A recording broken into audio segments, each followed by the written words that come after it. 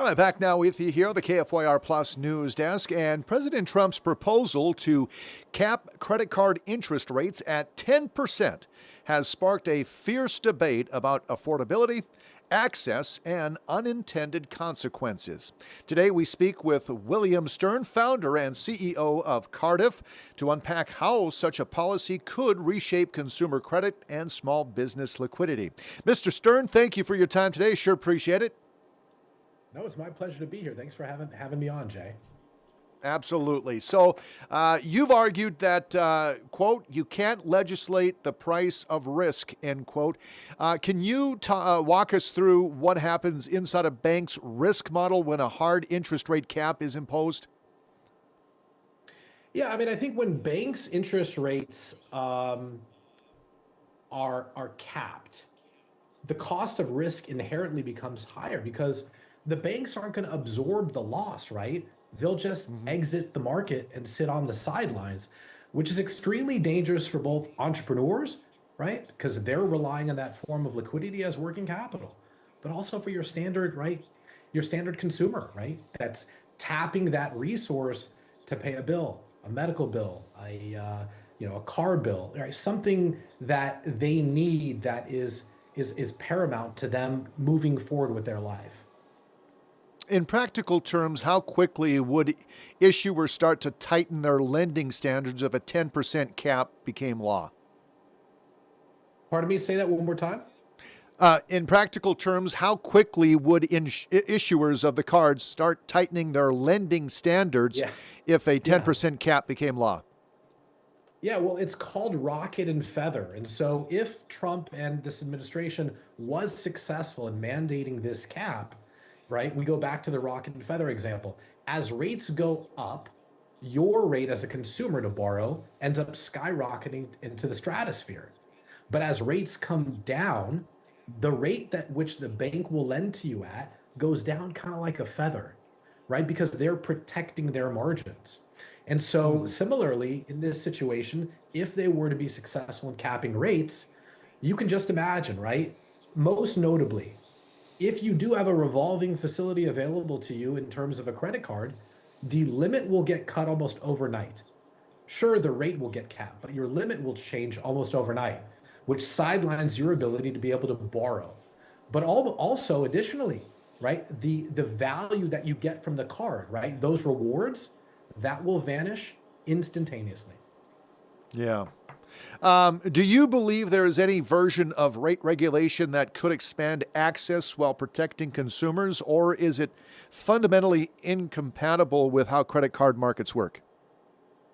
I think in a capitalistic, democracy like we have today in America, I think legislating caps on rates is like akin to what my family, experienced in Russia, which was in Russia, in communist Russia, they would stamp, right, 7 rubles on a spoon as they manufactured the spoon. Like, this is the cost of a spoon. And to an American, they're like, this is preposterous, right? The cost of a spoon it ebbs and it flows and it goes ups and down. I don't think that the administration will be successful in this, in this venture. I think instead it's just posturing. I think what Trump is trying to get at is he wants banks to reduce fees and make it easier for consumers to borrow. And banks will eventually have to capitulate and kowtow if they want to, if they don't want to run afoul of this administration. Supporters say consumers could save billions in interest. In your view, who actually benefits? So if this is actually passed, who benefits? I think it's I think it's a lose-lose situation, right? Because if you're legislating liquidity, consumers aren't going to be able to borrow. You could give away the money for free, but if the banks won't lend, then you can't mandate them to lend, right? Maybe you can mandate at a level at which they can lend at, right? For example, consumer credit cards, consumer borrowing is capped under 30%, right? That is a threshold that everyone accepts as law. Why? Because it was legislated, right? This is not some sort of executive stroke of a pen. But I think, in effect, if this was successfully legislated, you'd have, a chokehold on liquidity for both small business owners and consumers. I don't think anyone wins. You've predicted the end of, say, reward programs and the return of high annual fees. Which consumer behavior would change most under that trade off? Yeah, I think, the rich, the gap, I should say, between rich and poor, right? That divide continues to grow. And that is what I think this administration is trying to, ameliorate and fix and triage, right? That gap, that divide keeps growing larger and larger.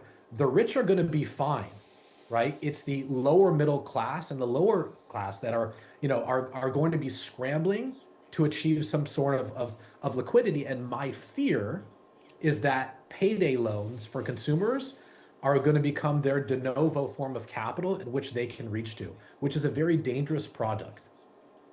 Yeah, very much so. So if limits were slashed overnight, as you suggest, from let's say 20,000 to 5,000, business day-to-day business operations in real terms, you're thinking maybe they're going to have to turn to payday loans, right? Yeah, I mean, I think that's for consumers. I think luckily in this day and age, you have fintech lenders like Cardiff, right? Where our mission is to deliver cheap and affordable access to capital to small business owners nationwide, independent of risk, right? We're trying to democratize access to borrowers, right? Independent of what the Federal Reserve does or what the stroke of the executive pen does. And if Mm-hmm. we're successful in what we're doing, we'll be able to deliver capital to small business owners instantaneously, approvals in minutes, funding same day, at rates at which they would expect to borrow from when they're working with banks. Mr. Stern, do you think that policymakers underestimate how credit actually functions for middle class families? I do. I think most of the people that are, that are that that are in Washington D.C. are like ASB presidents from when we were in high school. I don't think Mm-hmm. they understand liquidity, and I think they're a pawn of the system. And I think it's a very dangerous thing. And obviously, I won't go into what I think is the next sort of, the next milestone marker for our democracy. But I think it's ridiculous that in this day and age, we're sending somebody to Washington, right, to help legislate what we want at home. I think the best thing that we can do is be vocal as consumers, and work with our constituency here, and able to enact legislation that benefits us back home. If this cap were to become law, for borrowers who are concerned, what practical steps should individuals and small business owners consider preparing for right now? Yeah, it's a great question. I think there's only one item on the shelf that gives you reprieve and relief and that reduces anxiety, and that's dry powder. So for a consumer or a small business owner, keep dry powder on hand, right? It is the one shelf stable product that can get you through a tough winter, right? And so many business owners are undercapitalized today, and so many consumers aren't thinking about what could happen next, right? We tend to whitewash history. For those of us that remember the COVID years, there was no money coming in, but yet we still had to put money out, Mm-hmm. right? And so, as consumers, my best advice, keep 6 months of capital on hand. And for small business owners, for those who want to borrow, leverage that money in ways that help you grow, not sustain.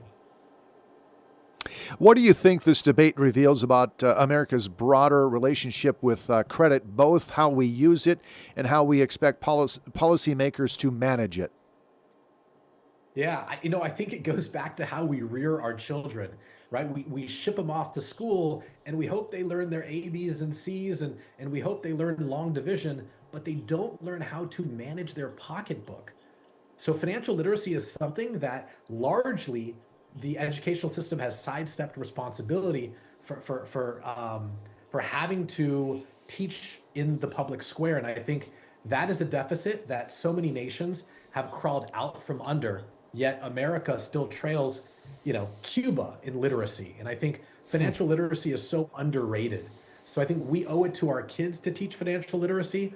I have some advice if you have a second for consumers, but for those of us that have kids at home, don't perpetuate the welfare system by handing out money at the end of the week and saying this is your allowance for just existing, right? Instead, send them out into the neighborhood to knock doors, What can I do for you, Mr. and Mrs. Homeowner? Can I take the bins out to the street on trash day? Can I wash the bins? Can I walk your dog? Can I wash your windows, right? These are small businesses that take little capital to get started, but it gets them used to having to interact and interface with folks in their neighborhood and having to get turned down and overcome objections and also manage their pocketbook. And I think it's one of the greatest investments that we can make in the next generation. Likelihood, we'll wrap it up with this, that the administration continues and it gets passed. The proposal I'm talking about, the cap on credit cards. Yeah, I think it's political theater. I think it's a shakedown by the administration. I think they're forcing the banks to like kowtow and supplicate to what they want.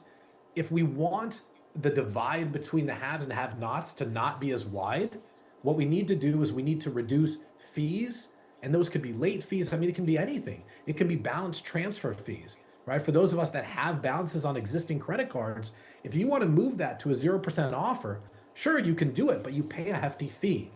That's not helping the consumer. That's only burying them in more and more debt. Wasn't this the administration that got rid of the Consumer Financial Protection Agency? Bureau? Yeah. Yeah, I mean, I think they're trying to, right? I think that's their intention. I think when you start these agencies that have no oversight, right, and with the stroke of a pen have started, but aren't, responsible at any sort of federal, local, or regional authority, I think it's very dangerous, right? The FTC and the FCC are another example of that, where they just sort of legislate their own rules and America has to comply. And I think for a lot of small business owners, that's a real tough pill to swallow. Absolutely. Mr. Stern, founder, CEO of Cardiff, thank you so much for your time today. I sure appreciate your insight. Great to meet you, Jay. Thanks for having me on. Absolutely. Thank you, sir. It is 11 minutes now past the hour here at the KFYR Plus News Desk. And that is going to wrap it up for me here on this Tuesday afternoon.